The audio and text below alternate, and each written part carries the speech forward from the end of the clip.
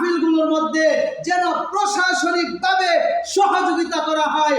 প্রত্যেকটা থানার মধ্যে যেমনভাবে প্রত্যেকটা থানার মধ্যে প্রত্যেকটা জেলার মধ্যে ইসলামিক সম্মেলনগুলোর মধ্যে যেন প্রশাসনিকভাবে সহযোগিতা করা হয়। আলেমদের পাশে থাইকা আলেমদেরকে যেন সহযোগিতা করা হয়, যাতে কোনো উচ্ছৃঙ্খলা সৃষ্টি না হয়।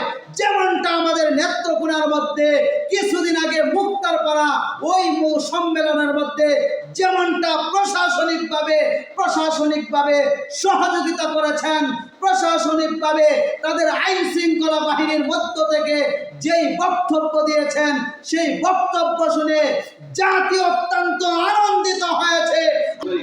আপনারা আমাদের জন্য দোয়া করবেন, আমার পুলিশ প্রশাসনের জন্য দোয়া করবেন। আর যদি আমার পুলিশ প্রশাসনের আচরণগত কোনো প্রবলেম হয় অবশ্যই আমাকে জানাবেন। আমরা চাই সর্বোচ্চ সুন্দর এবং সুস্থতার সাথে আমাদের আপনাদের এই প্রোগ্রামটা সাফল্যমণ্ডিত কামনা করে আমি আজকের মতো বিদায় নিচ্ছি। আর এমনি ব্যক্তিগতভাবে যদি কোনো প্রয়োজন মনে করেন অবশ্যই আমাকে স্মরণ করবেন। আমার দরজা পরিবর্তন থেকে খোলা। আপনার অবগত আছেন কিনা গতকাল যে রাত্রেও কিন্তু আপনাদের এখানে আমি ভুলে গেছি, আমি একাই ভুলে গেছি, কাউকে কিছু না বলে আপনাদের এখানে কি দেখছিলাম কার্যক্রম করতে তো দেখলাম যে যেহেতু পাশেই থাকি সময় ভালো লাগতে পারে। তো হopefully আপনাদের সুন্দর এবং সুস্থ প্রোগ্রামটা সম্পূর্ণ হবে।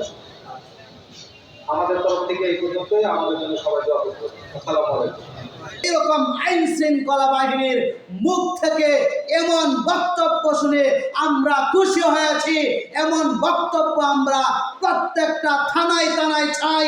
এমন বক্তব্য আমরা প্রশাসনিকভাবে আইন শৃঙ্খলা বাহিনীর জবান থেকে আমরা প্রত্যেকটা গ্রামে চাই, প্রত্যেকটা থানায় চাই, প্রত্যেকটা জেলায় এমন বক্তব্য আমরা আশা রাখি। এমন বক্তব্য যদি প্রত্যেকটা আইন শৃঙ্খলা বাহিনীর জবান থেকে বের হয়, এই বাংলার জমিনে ইসলাম বিরোধী কোনো কাজ হবে না। আমরা এটাই আশা রাখি।